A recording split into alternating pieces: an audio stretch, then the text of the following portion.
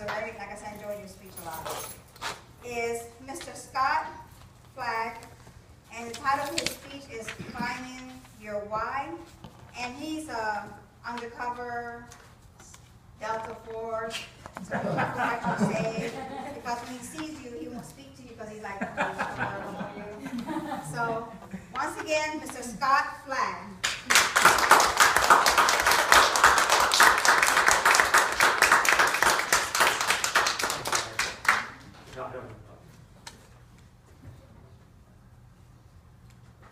Okay, Madam Toastmaster, fellow Toastmasters, honored guest, Scott Flagg, and I'm here to help you find your why.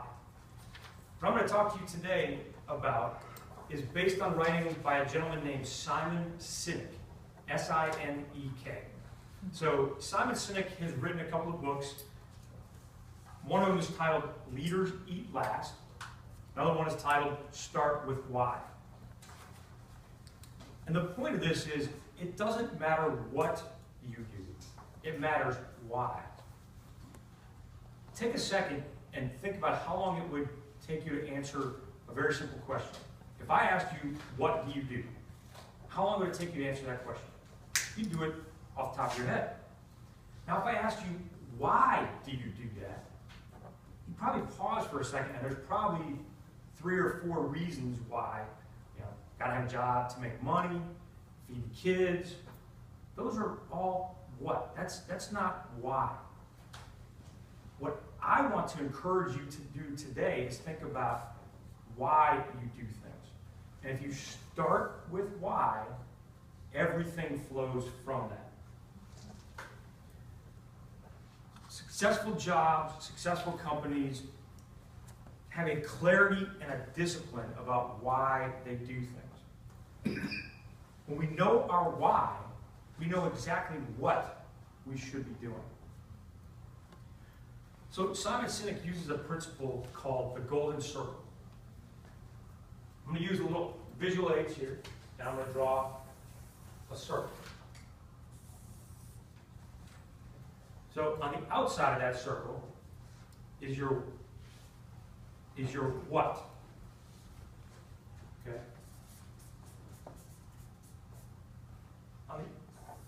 The next on the inside of that circle is your how. And then at the center of your circle is your why. There's an interesting piece of biology, and there's a thing called your limbic brain. The limbic brain is the most basic part of your brain. It's the part of your brain that goes back to prehistoric times, back to caveman times. And it's that feeling when you say, I don't know why I did it, but I just did it. It felt right. That's the part of the brain. But that part of the brain does not control your speech. And that's why it's hard to say your what. So it's very important that we sit down and we go through a process to discover our why. I'll use an example of a very successful company, Apple.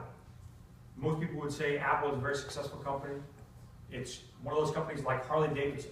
People go out and get Apple logos on their car. People tattoo Harley Davidson on their legs, on their arms. Those are the companies that people understand the why.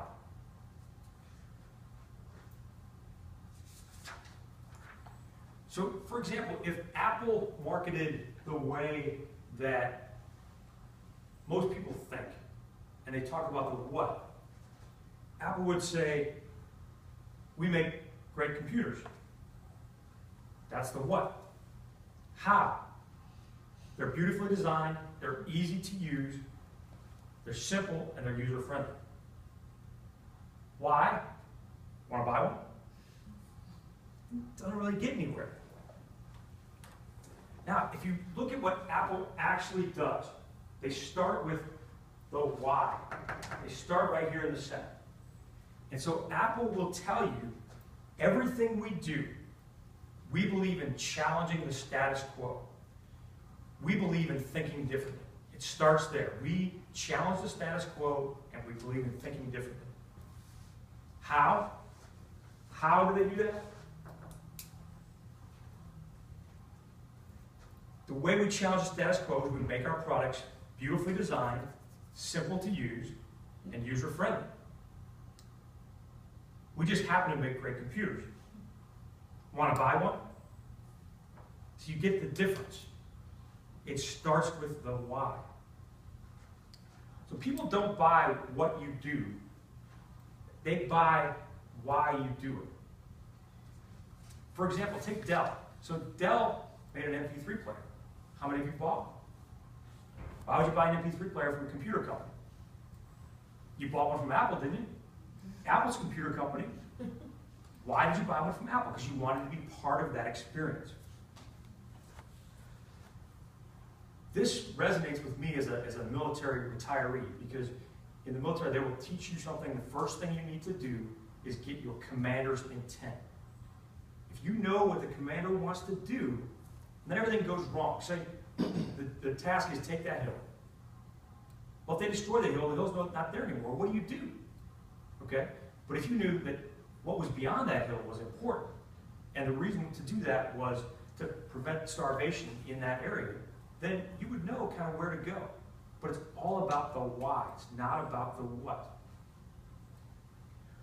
So I would encourage you in your personal lives to take some time and then sit down and think about why you do things, which is very, very important. And another key element I'll leave you with is that, can you have two whys? Can you have a work why and a home why? When I first heard that, I thought, sure, I can have a work why and a home why. The best example of doing this is if you can get your life to a point where your family life, your work life, your social life all have the same why. People will flock to you, people will come to you, you will feel a part of a group, you will feel motivated, committed, and you will be more successful in however you define that. So I would encourage you, next time somebody asks you what you do, surprise them and tell them why instead. Thank you for your time.